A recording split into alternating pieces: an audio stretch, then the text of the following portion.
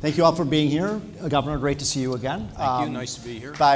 This is the great governor of the state of Ohio.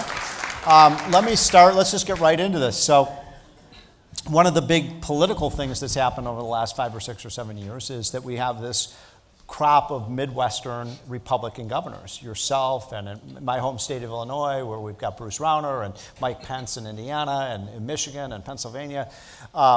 And it appears to me, as I look at the evidence, that there's a Midwest comeback in this country. That, you know, we used to consider states like Ohio the kind of Rust Belt of America. Flyover. It's a flyover country. Yeah. So tell me what's going on in Ohio. I mean, is this something? Are you bullish on not just your state but the whole region of the Midwest and what's happening? Yeah, I don't know enough about all the other states, but as far as Ohio, you know, it's interesting. I was in Washington.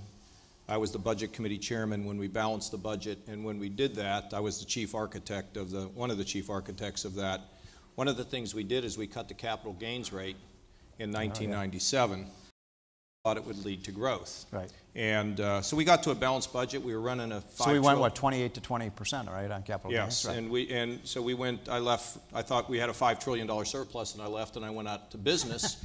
And being in business, it was like going from the classroom actually laboratory, and so I learned a lot of things in business. And then I ran for governor, and when I got in, it was like the worst situation in Ohio history. $8 billion in the hole, which was almost 20% of our general revenue fund. What year were you? This would have been in 2011 when I inherited. Right. We had lost 350,000 private sector jobs. Our credit was hanging in the balance, and we were so structurally out of balance. The folks on Wall Street that did the credit rating said, there's no way you can get this back. I said, no, we can. So I took a lot of the tools of the things I learned, both in Washington, which is you don't pay attention to whoever yells the loudest, just go do your job. Skinny down the government, you know, make it more efficient, more effective, bring innovation, the things that I learned in the private sector. And the way I looked at it is if you have a restaurant and you have no customers, you can't raise prices. You got to cut prices, and you got to change the menu and downsize your business. So we've cut taxes by $3 billion, the largest in America of anybody. We killed it's all passed. It's all in law. Yep. We killed the death tax in Ohio. We've done a lot to help small businesses, and we brought down the marginal rates.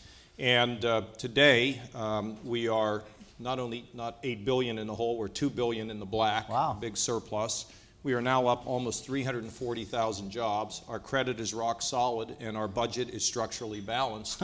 And the other interesting thing, Steve, is we're also diversifying Ohio. So you think about us as a Rust Belt, you know, manufacturing, and we love manufacturing. It's sort of like that old Crosby, Stills, Nash and Young song, "Love the ones you're with." We love the ones we're with, but we want more friends. Right. So we're diversifying Ohio now, and we've got, you know, $1 billion investment from a big company in cloud computing. I mentioned to Steve that we just have a company from Thailand that's thinking about building a cracker in our state. They're going to spend a lot of money. Cracker facility is what's used to build plastics. We have a big energy industry now in Ohio. We also have medical devices, financial services. We're the second largest financial services of Chase Bank.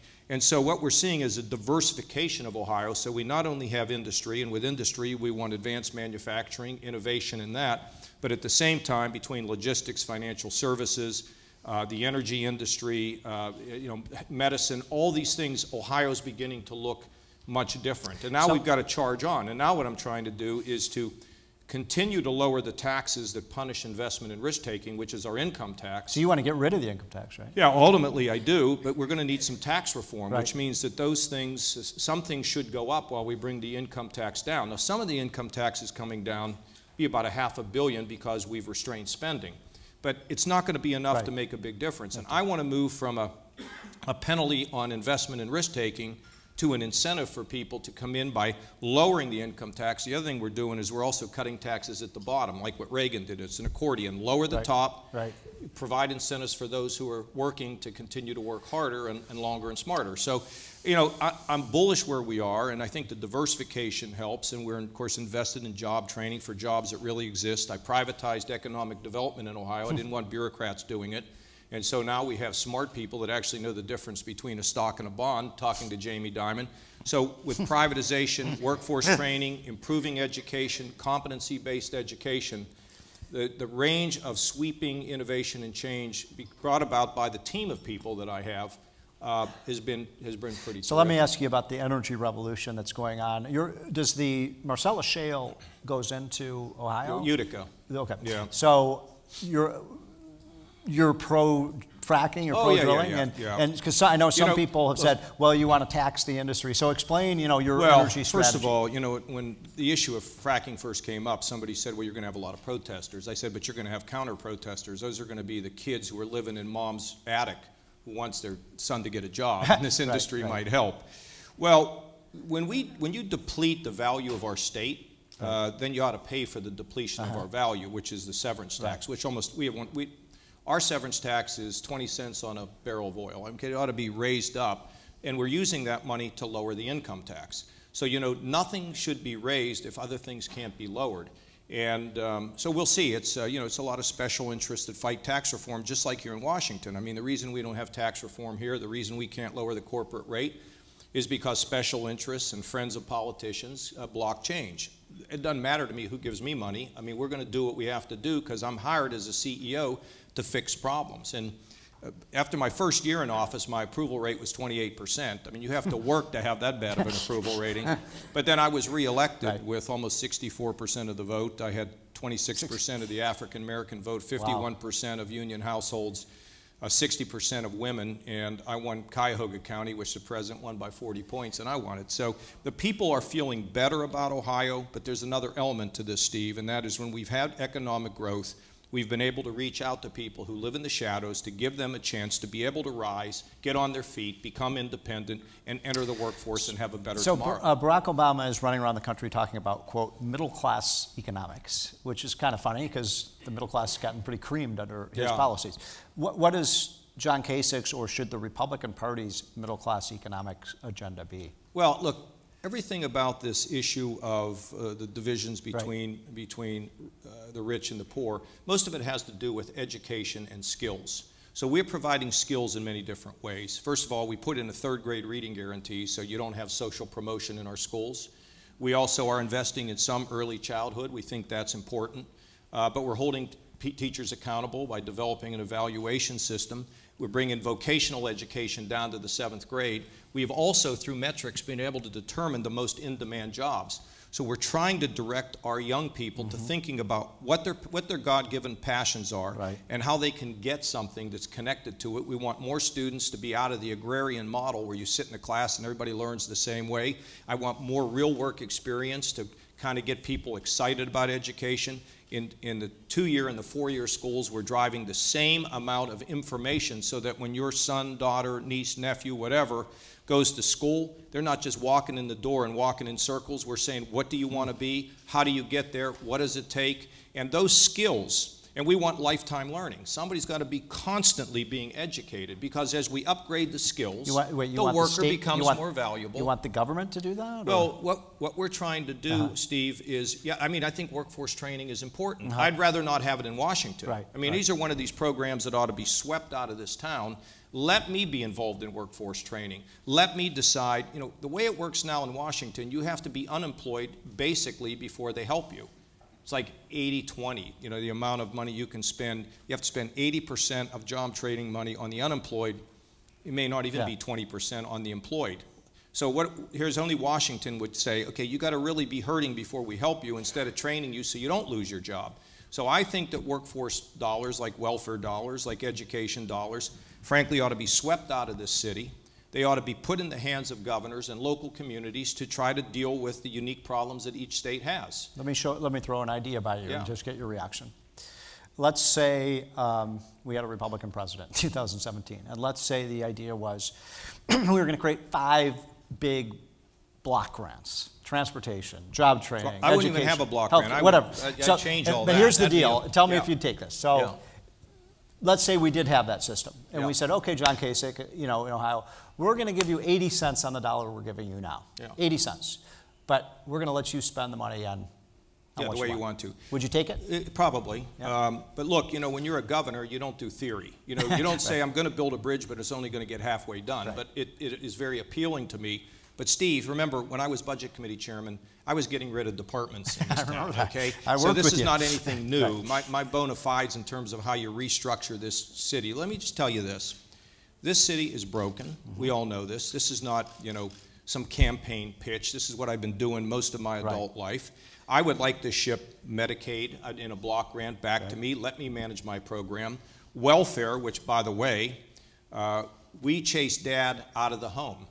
Because if Dad makes any income, the family loses everything. What a stupid policy.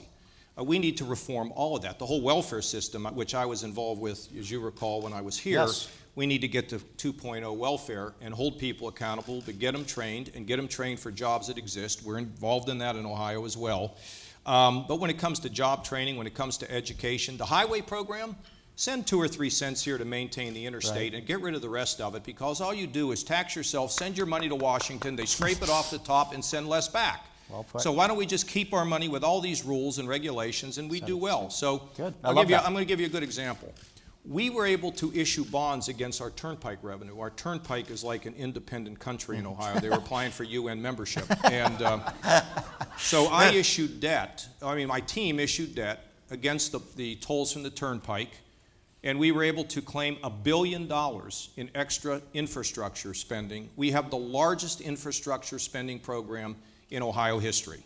And we're going to be able to go back to the market and probably access it again.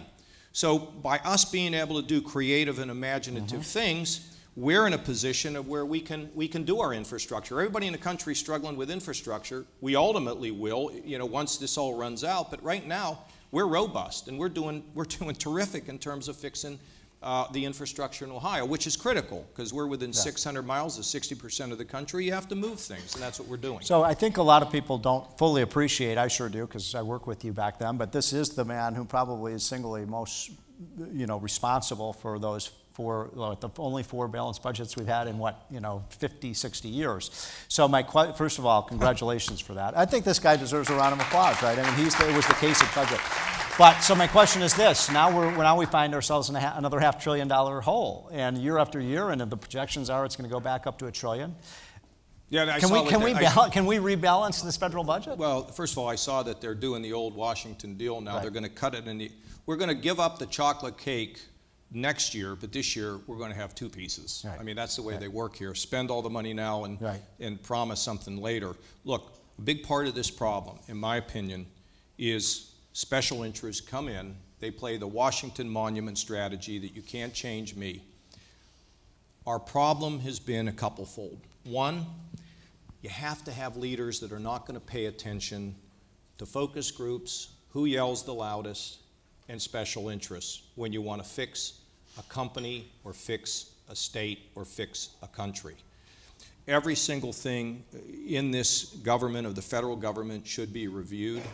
You know, it used to be years ago that if you wanted to go to the White House, you'd have to get a pass. Now you just jump over the fence. And that kind of illustrates the fact that, so this federal government should be doing some basic things. And the rest of the things need to be moved out of here. And we can figure out a way to do these block grants and to be able to transform this town into what it can do, and the states in terms of what we need to do, and fashion state and local decisions that are unique to us. Now, Steve, we need to bring, in my state, for example, Medicaid, when I came in, Medicaid was growing at 9%. My first budget, it grew at 3%, and we took no one off the rolls and didn't cut one single benefit. Innovation. Right. See, what people have to understand, I mean, I know that people understand this, but if you look at the great companies, the Googles, the PayPals, all these companies, they are driven by innovation. Why does Apple have this new watch out? It's always innovation. It's always something new. It's a new product. It's energy. It's new thinking. And in government, if you can create that atmosphere, and that atmosphere is created by building a team that says go for it, you can innovate your way to all kinds of significant things. Like I said, we privatized economic development. I just told you about the infrastructure changes we made. When I wanted to do this with the Turnpike, people wrote stories saying that John Kasich's political career was over because they said, this is too hard to do. This should have been done 30 years ago. There's so many things that people have been risk adverse to doing because they're worried about getting reelected or making somebody else happy. If that's your goal, become a salesperson. Don't run for public office. And that's been our problem. So you got to look at problems and take them on. You can't duck them. I mean, as a governor, you have to look at a problem and you have to try to figure out how to fix it. And it doesn't always mean slash and burn. It could mean that you can give a customer a better experience by thinking smarter, by being more creative. And that's what we try to do in the state. That's how we've gone from $8 billion in the hole to $2 billion in the black. We have a big debate going on right now in Washington that probably takes you back 20. I didn't finish it. Yeah, the answer is yes, we can balance this budget. Okay. I'm for a balanced budget amendment because, you know, Fantastic. presidents come and presidents go and the debt keeps rising. We need a backbone. You want a constitutional amendment. You need to a balance constitutional budget. amendment to balance the budget, and then you got to have some people that have guts. Good. So we're having, speaking of balancing the budget, there's a big debate within the Republican Party. It goes back 20 years from the time you were the budget chairman, about a program called the Export-Import Bank. Oh, I'd get rid of it. Do we need that program? No, I'd get rid of it. I mean, I went after all kinds of programs like that. You know, because corporate welfare, I mean, look, let's be, you know, let me flesh this out a little bit. I mean, Republicans are viewed by Americans as the party of corporate welfare. If we could get rid of programs like this, you know, and in many cases, Democrats who support these programs just as much as Republicans. Steve, should this be a priority? Don't you remember that I created the Corporate Welfare Tax Reform Caucus? Right. I said if we're going to reform welfare for poor people, we ought to reform welfare for rich people. I got invited by the Business Roundtable to make a speech because I had all these ideas about things like Import-Export Bank, the Agency for International Development, and I told them, I said, you know, if I wasn't proposing this corporate welfare reform, I'd be serving the dinner, not speaking at the dinner. So, no, I think that we have, if you, I'm not an expert on the Import-Export Bank, but I read some things today on the way here about, you know, these goofy loans. We face it in the States as well. Whenever you're using somebody else's money, it's really easy not to be very diligent. But when you think, but I think about taxpayer money like it's my money, our whole team does. We all think, do we need this program? Why do we have it? Does it work? If it doesn't work, we're going to get rid of it. We're going to get rid of it. So, okay, put on your body armor, because I'm going to have to ask you a tough question. Yeah, ask me whatever you want. One of the controversial things that you've done that conservatives do not like was the Medicaid expansion under Obamacare. And I wonder if you can explain to the folks here, you know, why you did it. Well, first of all, I'm for getting rid of Obamacare because it's a top-down plan. The last person who expanded Medicaid who was a Republican happened to be Ronald Reagan. Now, what I've done is I got a chance to bring Ohio money back to Ohio to solve some of our most vexing problems. Right. And I just had a lady up here telling me about her son who's had his 5th episode in a psychiatric hospital. What are we doing with this money we're bringing back that's Ohio money? Well, first of all, we're putting it in our local communities to treat the mentally ill. We have 10,000 people in my state in prison who are mentally ill. We have more mentally ill people in state penitentiaries than we have in psychiatric hospitals. Wow. Now, all you do is put them in there, $22,500 a year, and then they come out, and then you do something else, and they're back in. That is not acceptable, and it's immoral on top of everything else. Who else are we treating? The drug addicted. We are now in the prisons taking drug treatment into the prisons and handing these people off to local treatment facilities rather than having somebody who's a drug addict getting out of the prison and seeing the drug pusher on the corner, which is what happens. It's a revolving door. You go to prison, you get out, you go in, you go out at $22,500 a year, and think about the loss of human capital. Let's talk about the working poor. They spend their time in the emergency room. They go in, they're sicker, they're more expensive. We all pay because they have no insurance. So if I can get them health care and keep them healthier, then I can reduce the pressure on our emergency rooms, which the trends indicate is happening. So there's 2 issues here. One, it's cost savings, number one, ultimately. Number 2, there is a moral issue here about we're all made in the image of the Lord, and we have to help people get on their feet. Now, that doesn't mean my mother used to say, Johnny, it's a sin not to help people who need help. It's equally a sin to continue to help people who need to learn how to help themselves. And so we're reforming our whole welfare system to take the toughest cases and to connect them with the training and real jobs outside of the welfare office so they can get on their feet. That's a conservative position. Let people realize their God-given purpose. So some states don't want to take it. You know, that's up to them. But in my state, the mentally ill, the drug addicted, the working poor are in a better place Combine that with welfare and their ability to get on their feet, to me it's a very smart investment. And you know, part of the conservative movement are people of faith. And I just happen to think that when we realize that everyone is made in the image of the Lord, we all have a responsibility to try to help people get up.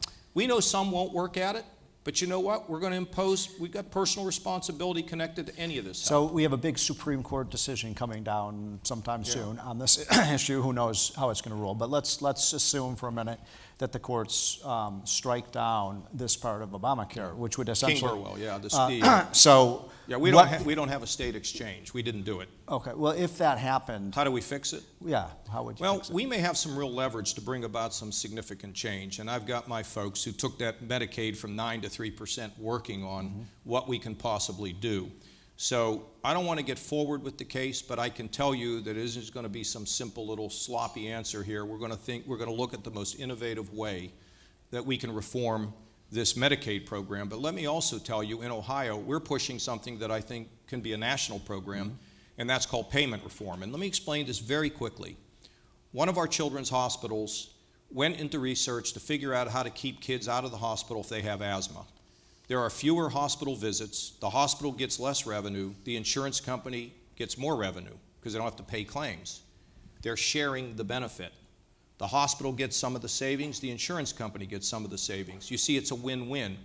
We now have the private sector hospital and insurance providers working together. This is actually a healthcare solution, working together to say we can keep people healthy, we can get them in a situation where their care can be managed, not by the government, but by the private sector. We're just conveners. And if you work on keeping people healthy and you have transparency, you reduce the cost of unnecessary tests. You start approaching healthcare in a way that people can be, we can incentivize the system. The market will work. Just let the market work. And so payment reform, you pay attention to it, please, because I think it is actually an answer to Obamacare. We don't need to have top-down. We need to have creative solutions in our states. And so we're excited about what we're doing in that area. So I have 2 or 3 questions here from the audience already asking you about your position on Common Core. I have no idea what your position is on Common Core. I know it's a hot-button issue. I'm going to talk about my state. In my state, we have high standards. The standards have a curriculum attached to them. You know, you have high standards. How are you going to educate kids? The curriculum is developed by local school boards with parental advisor groups. I support that. I don't want to have lower standards, and I don't want it run out of Washington. Do you want federal standards? Pardon? Do you want federal standards? No. Well, I think we can have federal goals, but you know what happened with this whole thing about standards, where the governor said, look, a kid in Arkansas ought to get the same education as a kid in Illinois and a kid in Ohio. And so the governor's put together a program to say we need to have higher standards. I like that better than anybody here. People here want to say we ought to have high standards. That doesn't bother me. But this whole thing is the governors themselves put together a program to say this should be run by the states, and that's exactly what we've done. I think what troubles people about this, because like the first part of what you said, I couldn't agree with more. I mean, states should have very high standards, but I think I speak with a lot of people here. We don't want the federal government adopting, you know, why should the governor of Ohio have anything to say about what the standards are in Arkansas? I don't want it either. Okay. And if I felt that this whole business was somehow connected to this town, I wouldn't be for it, because I favor local control. Right. But what I'm saying to you is the governors themselves wrote the standards. We've implemented the standards. I didn't implement them. Obama didn't implement them. Nobody did. The local school boards have adopted the standards, and now the curriculum is being written by local school boards. I mean, I don't know what's wrong with that. I've talked to governors who were involved in this, who now have run away from it. I said, if there's something here I don't understand, if there's some nefarious scheme, tell me what it is. Because I don't want Washington trying to tell my local schools. I don't even want to tell my local schools what to do, but I am pleased in Ohio that we have high standards and that we're in a position of where those local school boards develop the curriculum to meet the high standards. And I think kids ought to be tested. I have 2 15-year-old daughters. I want to know how they're doing. But I'm not interested in anybody in this town. I'm not even wanting to do it at the state level. Let local communities do this. Do you have school choice in Ohio? Yeah, of course we do. We have vouchers. Yeah, we have vouchers. Where is that? What cities? A lot of charter schools. Where? What's in Cleveland? Or all over. Well, we have the Catholic schools in Cleveland get vouchers, but we've created a new voucher program for kids in the very earliest grades, just across the board. A little early to Yeah, find. Well, okay. how do I? School choice is great. I've been a school choice advocate Okay. from when I was, when I was young and in Congress. I mean, I believe in school choice because competition is good. Right. We have changed the Cleveland schools. This is where I worked with the Democrat mayor, African American, the whole community, and we basically put somebody in charge of the schools now. And we have, it's been an incredible amount of reform in the Cleveland public schools, and you have to have good schools. And I think choice helps it, and we engage in it. And, it's working pretty well. I also brought Teach for America in, which hadn't been Fantastic. In Ohio. Now we got Teach for America in Ohio. So we have to break the agrarian model of education and let kids be able to get out and see things in the real world. We've got to make sure that our local schools are controlled by our parents and our local school boards. We have to make sure that we are getting them educated, which is why I did institute a third grade reading guarantee, because there was too much social promotion going on. Mm-hmm. And if a kid gets to the 7th, 8th, 9th grade and they can't read, it's over. So that's the way I look at it, Steve. None of this federal stuff, they're not, it's just not what I want. It doesn't make sense. We obviously all watched what happened in Baltimore this week, and I just want to ask you about, there's this kind of black rage in a lot of these cities, and maybe it's not just due to, the police, but, no jobs, no education opportunities, the unsafe areas. It seems to me for Republicans, this is an opportunity to go into these cities and say, well, look, we have solutions for you. We can. You better I wonder have if you agree with that. okay? And what I received 26% of the African-American vote.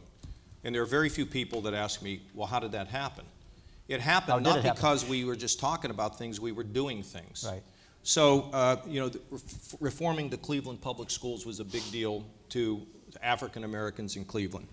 Just 2 days ago, I announced a task force series of recommendations on police and community with two fundamental things right up front: a statewide policy on the use of deadly force, and also a regimen for hiring and recruiting minorities into the police department. The reason why I was able to get that percentage of the vote is because I've been involved in the school reform. We have a set-aside program in Ohio where white folks get 85% of the contracts, and with a goal of 15% for minorities for the first time in Ohio history. We're going to attain that. We are building a major highway in Cleveland. It's going to cost hundreds of millions of dollars. We've set aside 20% for minority firms to get into the business of contracting construction, because I believe in entrepreneurship for everybody. We've reformed, we hear about the reform of the criminal justice system. We've done that, significant things in reforming criminal justice system. And so what's happened is, by doing all those things and giving people a sense that everyone has a stake, everyone can be lifted, everyone can have potential, no one's being left behind. That's the message that we've sent in Ohio. So this group came back. I appointed about a 20-plus member group. My chairman is the former head of the Highway Patrol and my current head of public safety, and the co-chairperson is a Democrat African-American woman who ran for Secretary of State, who is, I think, the vice chairman of the Ohio Democratic Party. She was on this with my fellow there, with law enforcement, with legislators, with citizens, and with ministers, including the black minister, Catholic minister from Youngstown. They came up with a consensus, a unanimous recommendation of additional things we can do to integrate law enforcement in the community, to make sure that there is transparency, data collection, lots of different things. So we worry about the ability to connect with people who some of whom are just frustrated. And the other thing that I tell you is, it's got to be jobs too. And that's why the three things I'm most focused on in Ohio are jobs, jobs, and jobs. And making sure that our young people have a chance. We have a mentoring program now. I'm going to tell you this because you may all like this one. I went to Cincinnati, and I went to their graduation rate in the Cincinnati public schools about 63%. There's an insurance company and GE, Western and Southern Insurance and GE. They go into this school, they mentor kids for 1 year. The graduation rate in this high school, made up largely of minorities, is 97%. So we have a program now in Ohio to encourage mentoring in all of our schools across the state. Because here's what happened, folks. When you have somebody that comes and mentors you, who tells you about a better way of life, when they tell a 16-year-old girl kids shouldn't be having kids, when you say there's a better life ahead of you, that the Lord has a purpose for your life, that you like my clothes, you like my car, it can all be yours, but there are some things you have to do to be able to get there. When you do that, you begin to inspire people to see the world in a different way. And that's about community. See, one of the problems with growing in big government is that people kind of feel like, well, somebody else will do it. We are not going to solve the basic problems we have in this country with drugs and crime and poverty and all these things without all of us, like Marvin Olasky used to talk about, all of us in the trenches in one way or another to change lives and give hope. And the evidence is there. We just need to do it. So if you were someday president of the United States, maybe soon. Never know. What are the three? That's a joke. Not that I would be, but I was trying to make light of it. What are the three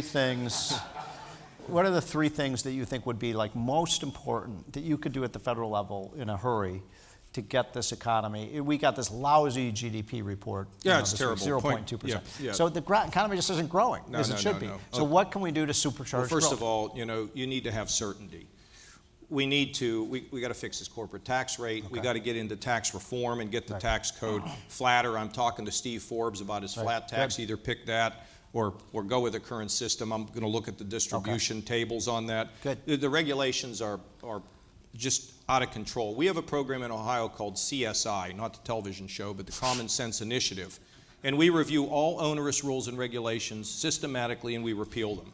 We need a CSI at the federal level. Okay, in addition to that, the rules that we have passed on our lending institutions are extreme. If you don't have capital, you don't have growth. Capital is the lifeblood of making an economy grow, and we've strangled capital because we've strangled, with all these federal rules and regulations, some of our lending institutions that can't do what they need to do. We need to start moving to a balanced budget.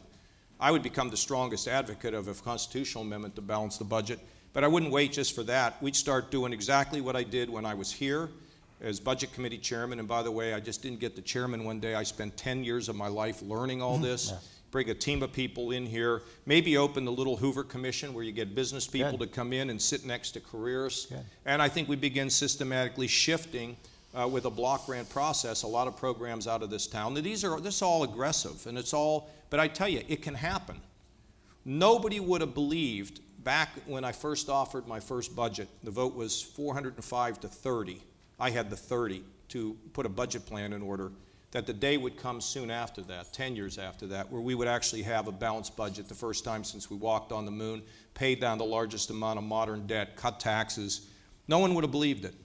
Things are possible with people who understand how to move the system, understand how to work with people in both parties, which is not happening today in this country, to be able to get into a position to ignore the people that are the special interests to try to get you to cut a little special deal for them. These things are achievable.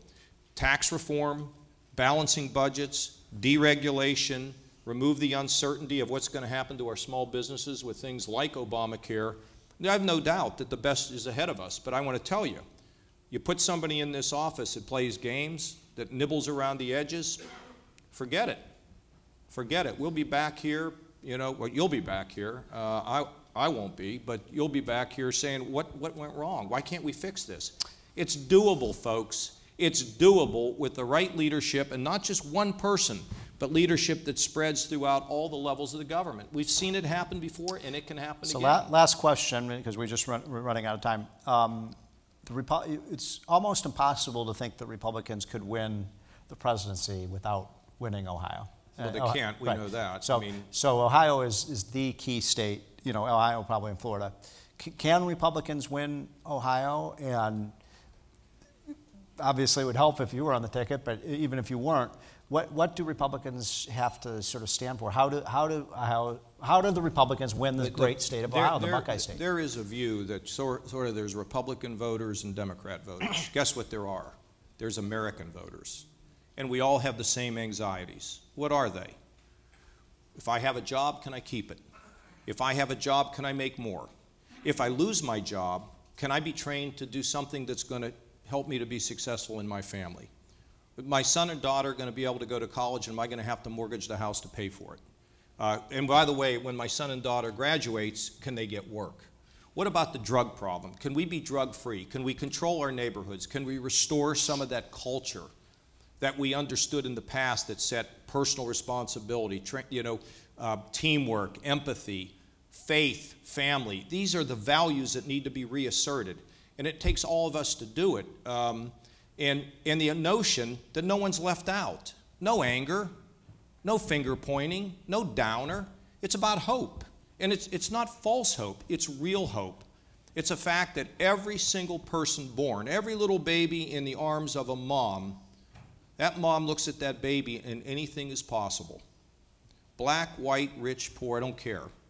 That's the America that I grew up with. My father carried mail on his back.